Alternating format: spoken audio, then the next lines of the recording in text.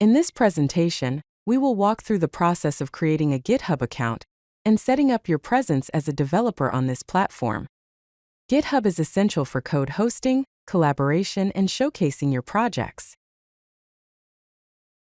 To begin, let's go through the sign-up process. First, go to github.com. Then click the Sign Up button, usually located in the top right corner of the page. Next, enter your email address. After that, create a strong password. It is important to make it secure and unique. After that, choose a unique username. This will be your identity on GitHub. Finally, complete the verification steps, which might involve solving a CAPTCHA or confirming your email, and then submit the form to create your account. In the sign-up form, you will be asked to enter your email address, create a password, and choose a unique username. Once you've filled out the form, click the Sign Up for GitHub button. Now that you have an account, let's set up your profile. Upload a professional profile picture or avatar. Write a concise bio, highlighting your skills and interests. Add your location to connect with local developers. Include your professional website or portfolio link. Set your public email for collaboration opportunities. Link your social media accounts if relevant.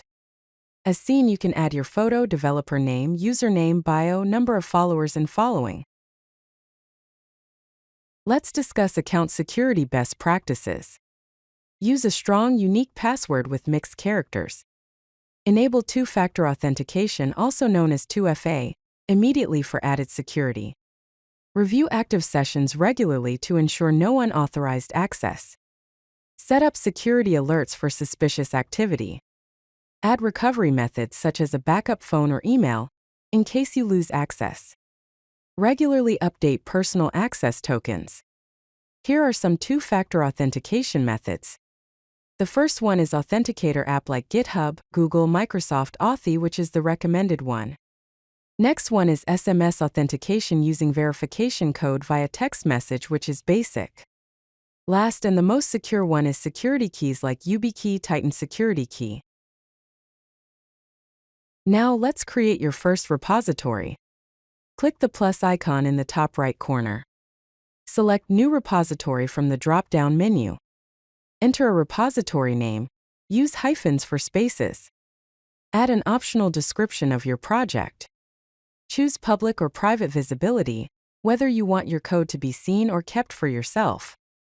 Initialize with a README file, which is recommended. Add .gitignore template if needed.